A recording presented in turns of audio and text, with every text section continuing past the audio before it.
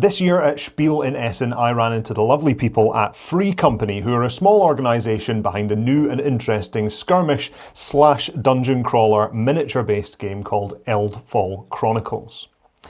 They were kind enough to give me the core game set for Northern Wind, which is a standalone dungeon crawler plus role-playing campaign, but with minis that can be used in the skirmish wargame too.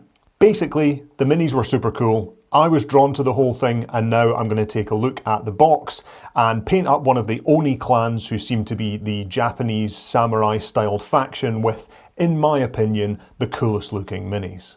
I'm also going to take a different approach to normal, where I go a bit more out there with some underpainting and try to approach this paint job in a new way for me. So let's buck and do it!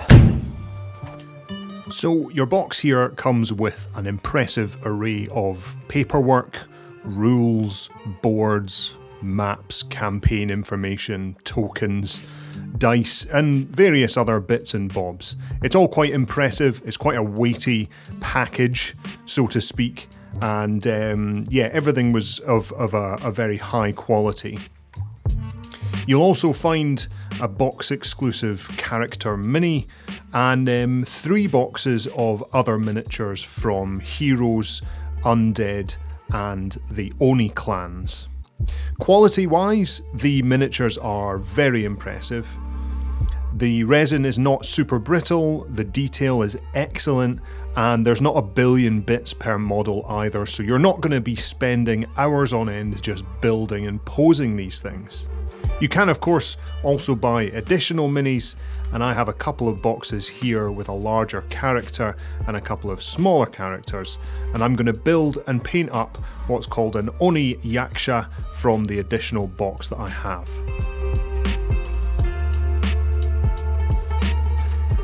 So I spent a bit of time checking out the pieces and understanding the build a little bit, making sure nothing was broken.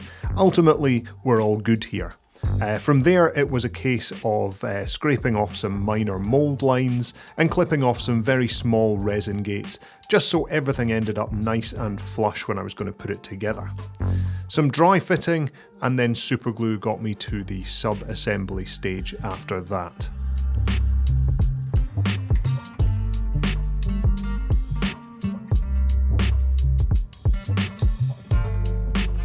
I then spent an inordinate amount of time trying to put little bits of blue tack on all the contact points and into all the holes where things would be joined up, so I didn't end up covering them in primer. If you prime everything and then glue things together after that, you're really just sticking primer to primer, and that never feels like a strong enough bond for me. I'd rather stick plastic to plastic or resin to resin, or I guess plastic to resin or metal to plastic or metal to you get the idea. Anyway, since it's winter here and Scotland is cold as balls, I had to warm up the primer a bit. My favoured way is to run the hot tap, let it get hot obviously, and then run the can under it like so, giving it a shake every so often. That should get it up to a reasonable temperature pretty quickly. Also, ignore the sweet corn in my plug hole. So, I primed these pieces with the AK Fine Primer Black, and I want to emphasise at this point that primer is not there to be absolutely caked on like a base coat. The point is to give the plastic, metal or resin a surface that the base coats and subsequent paint layers stick to, so I try to use a light dusting where I can, and I'm never too worried about areas which look like they have less primer on them. In this instance, the torso and the cloak piece that I've primed here has almost too much primer in some areas, like the front of the body there, and any more and I think I'd be starting to obscure some of that beautiful detail. Anyway, with the priming done, it's on to the painting. For this model, I'm going to do some underpainting so that I get super interesting colourful shadows. I've picked AK 3rd Generation Amethyst Blue, Dragon Blood and Burnt Red. With a large size 6 brush, my process here is to pick the same angles for each piece and basically wet blend the 3 colours together all over the mini, leaving nothing uncovered. So ultimately, treating them as, I guess, 3 separate light sources and painting as if they are reflecting just from one side of the model. I'm not super strict about this stuff, and ultimately we'll zip through this, but I'll slow down a little bit so that you can see me doing some of the wet blending on the cloak in real time.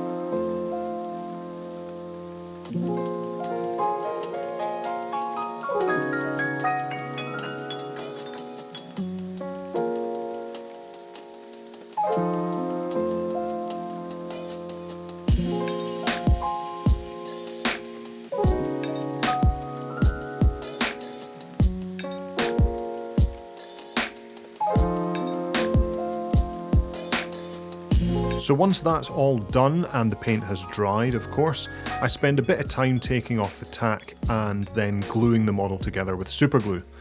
I figured at this point I at least had some fun shadows in any of the harder to reach areas, so it was better to have the model glued together for the remaining paintwork. You may wish to keep things separate in these sub-assemblies for longer. I just tend to get a bit impatient with these things. And yes, I'm also aware that the end of the club is also not primed or painted, but I'll get to that later, don't stress.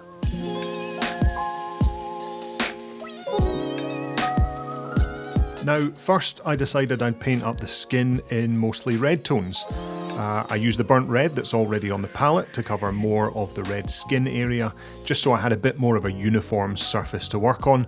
I do leave some of the deepest recesses here so that any of the two purples can come through in the shadows, and there were a couple of points where I watered down the red so it wasn't covering as much, just so that I could tint those upward facing recesses a bit without losing the colour variation by completely covering them up.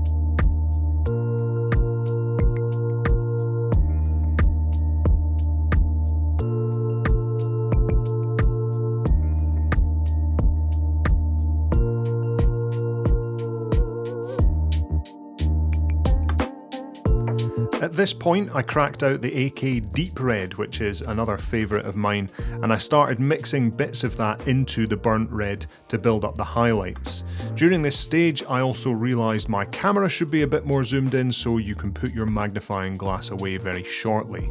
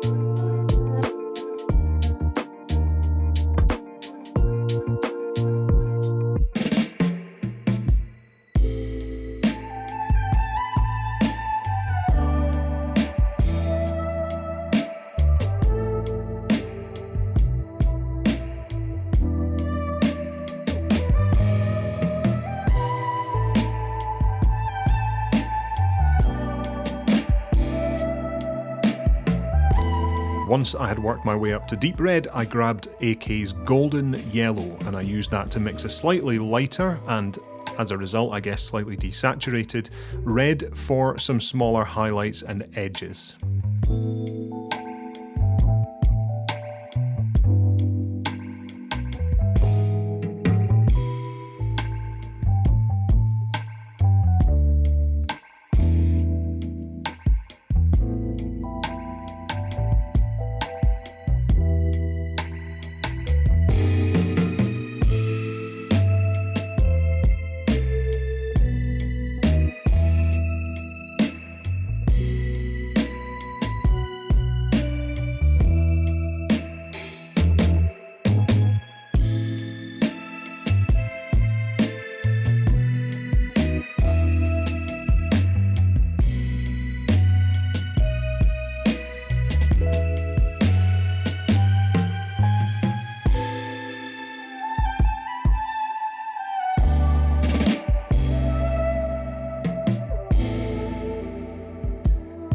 Next up, I grabbed some dark Prussian blue and some light Prussian blue, and I used them to paint the trousers, working from dark to light where the light would hit from above. I was once again careful to leave some of those recesses with all of that lovely colourful purple intact.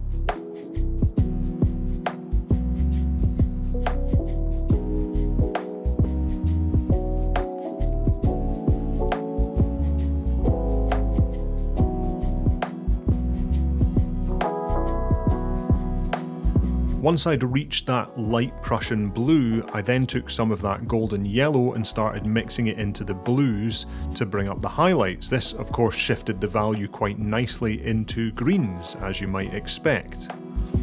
Having this common highlight colour across the Mini gives things a wonderful consistency, and I also ended up dotting some of that pure golden yellow on the face for some stronger highlights then too.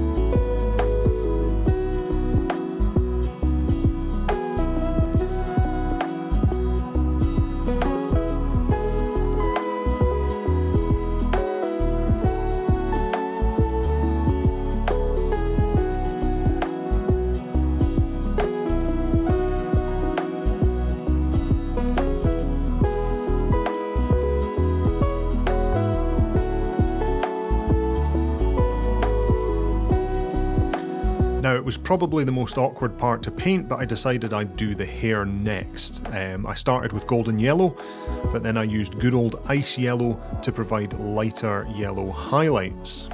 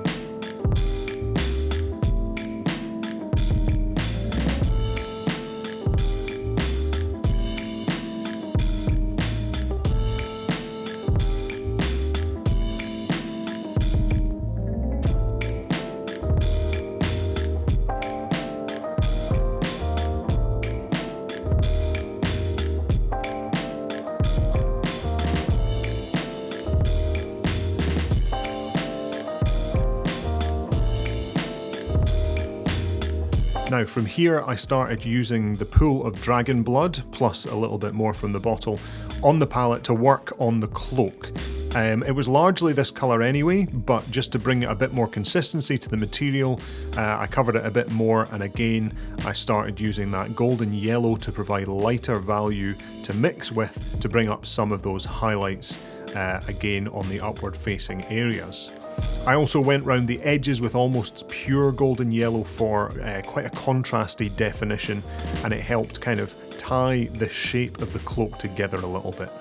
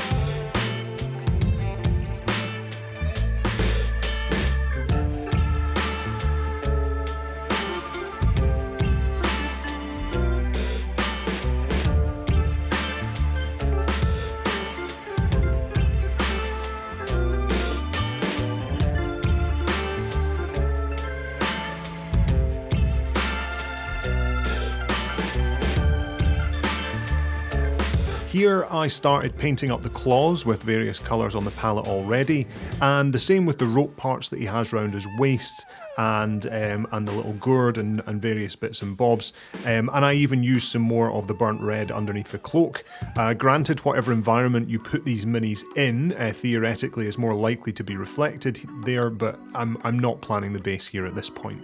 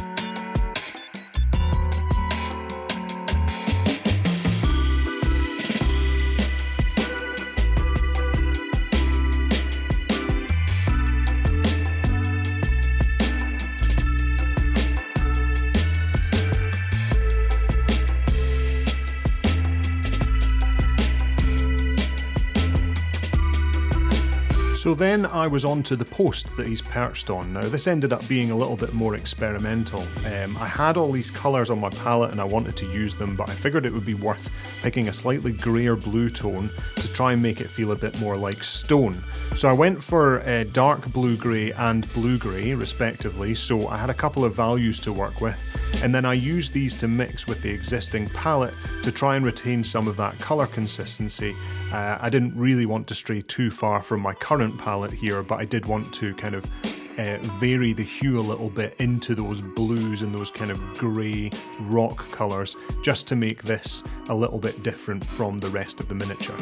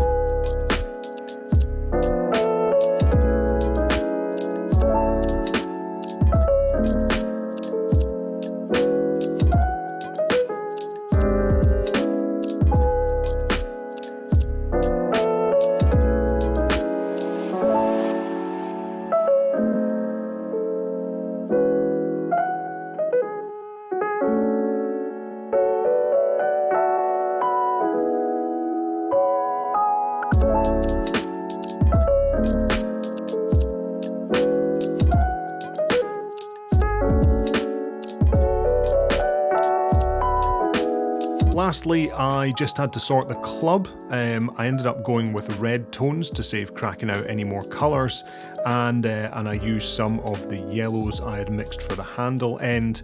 I was able to also use some greys and that ice yellow to make a reasonably convincing NMM effect on the spikes and the little ring at the end. As well as lightening things up like the claws and little touches here and there, and ultimately with that I was more or less happy with where I had got to.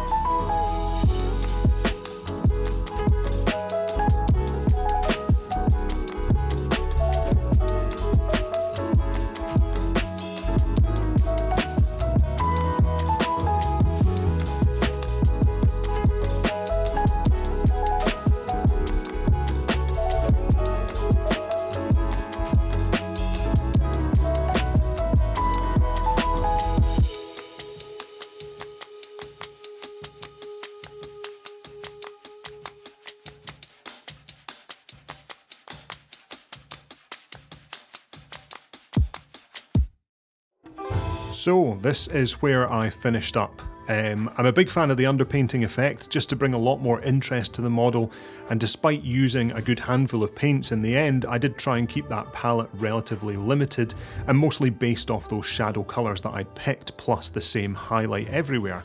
I was also aware of trying to keep those highlights kind of the same, since all of these things combined should help make the mini feel like it's a bit more cohesive and consistent. I would recommend checking out Eldfall Chronicles and the miniatures if you like the look of this. They are reasonably new to the world of tabletop miniature games, so by all means show them some love. I've linked everything that you might need in the description below, and until next time, goodbye.